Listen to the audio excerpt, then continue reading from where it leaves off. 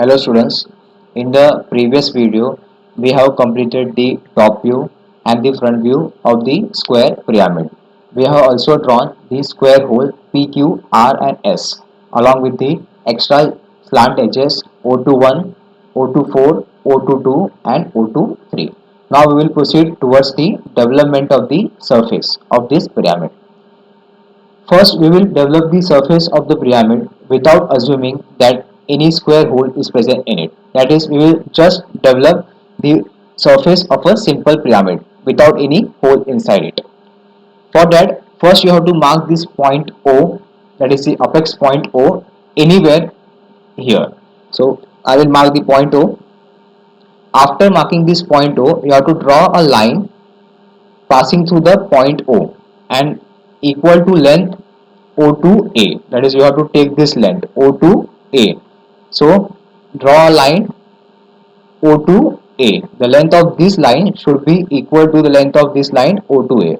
This line should be or can be inclined at any angle, but the length should be equal to the true length of the slant edge. After drawing the slant edge O to A, draw an arc with center O and radius O to A passing through point A. So we have drawn an arc with center O and radius O to A. Now after point A, you have to mark point B. The sequence is A to B, B to C and C to D. For marking point B, take the distance on rounder from A to B. Place your rounder at point A and cut an arc in front of it and name it as point B. Join this point B with the apex O. So this is the second slant edge O to B, and finally join the edge A to B.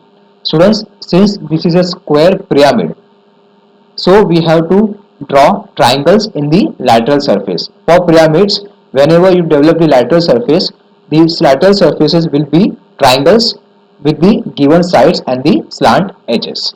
So since this is a square pyramid, we have to draw four triangles in the lateral surface. So this is the first triangle OAB. Second triangle will be OBC. Third will be OCD and the fourth will be ODA. So we will draw the triangles one by one. After marking point B, now we have to mark the point C. So again, take the same distance, that is A to B. Place your rounder at point B and cut an arc in front of it and name it as C. Now join this point with the apex. So this is the slant edge OC. Complete the triangle. Now the next point is point D. Again, take the same distance A to B. You can also take B to C since both are equal in dimension. Place your rounder at C, cut an arc in front of it. Name it as point D. Join the point with the apex and complete the triangle. And the last point we marked is point A again. You can see here A, B, C and D. 4 points have been already marked. But the point which lies in the beginning, the same point should be marked at the end. So again, take the distance A to B, place your rounder at D and cut an arc in front of it and name it is at A. Join this point A with the apex O. So this is the last slant edge again O to A. Complete the triangle. So you can count here, we have got 4 triangles, 1, 2, 3 and 4. So if the pyramid is a square pyramid, we will get 4 triangles. If the pyramid is a pentagonal pyramid, we will get 5 triangles in the lateral surface. And if the pyramid is a hexagonal pyramid, we will get 6 triangles in the lateral surface. So finally we have developed the lateral surface of the square pyramid without considering the square hole in it. But actually a square hole is present inside it. So now we will draw this square hole in the lateral surface. For that, we have to first draw the extra slant edges. Here we have 4 extra slant edges O1, O22, O23 and O24. Now we will mark these points 1, 2, 3, 4 in the lateral surface one by one. Now point 1 is lying between A and B, or it is lying on the edge A and B. So we have to mark point 1 on A and B. Whereas point 2 is lying on edge BC. So we have to mark point B, point 2 on BC. Point 3 on CD, whereas point 4 is on D to A. We will mark the points one by one. Take the distance on rounder from A to 1. Place your rounder at point A and cut an arc in front of it and name it as point 1. Again I am repeating, take the distance on the rounder from A to 1 from the top view. Place your rounder at point A and cut an arc in front of it. Name it as point number 1. Now join this point with the apex. So this is the first extra slant edge O2 1, or we can say this is the imaginary slant edge. Now we will mark the second slant edge O2 2. For marking this point 2, take the distance on rounder from C to 2. Place your rounder at point C and cut an arc on BC and name it as 2. Since point 2 is lying on BC, we have to cut an arc on BC itself. After cutting the arc, name the point as point number 2. Now join this point with the center O. So this is the second imaginary slant edge O2 2. Now the next point is 3. To mark point 3, take the distance on rounder from C to 3. Place your rounder at point C, cut an arc on CD, that is in front of C. Name this point as point number 3. After cutting the arc and naming the point, join it with the center O. So this is the extra slant edge O3. Now the last imaginary slant edge is O2 4. For that, take the distance on rounder A to 4. You have to take the distance A to 4.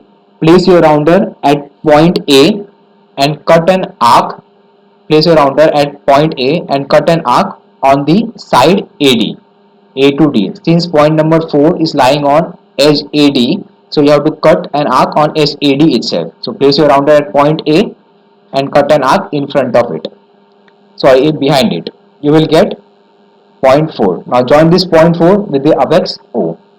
So this is the last imaginary or extra slant edge O and 4.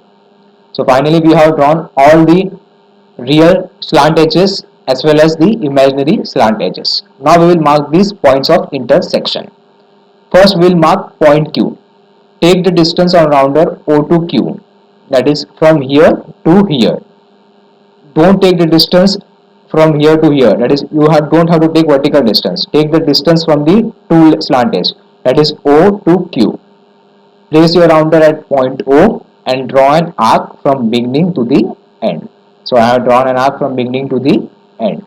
Now point Q lies on two slant edges, that is B and D, OB and OD. So wherever this arc cuts the slant edge OB and the slant edge OD, that points will be marked as point number Q. So first point Q, second point Q. Now the next point to be marked is point P and R. Take the distance on the rounder from O to P or O to R, both the distance are same. Place your rounder at point O and draw an arc from beginning to the end. So we have drawn the arc. Now point P lies on generator O1 and O4, whereas point R lies on generator O2 and O3. So while marking the point here, we have to mark point P on O1 and O4, whereas point R on O2 and O3. So wherever these arc cuts the generators, we have to mark point P and R. We will mark it one by one. So the first point P on O2 1, point P on O2 1, point Q on, sorry, this is not point Q, you have to mark this point as point number R. Point R on O2 3. Students, I have marked here point Q, but it is not point Q. This will be point R. Point R on O2 3.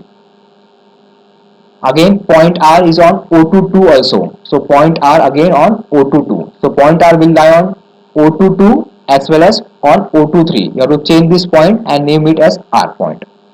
Again, we will mark point number P. Point P is on O2 4 also. So point P on O2 4 also.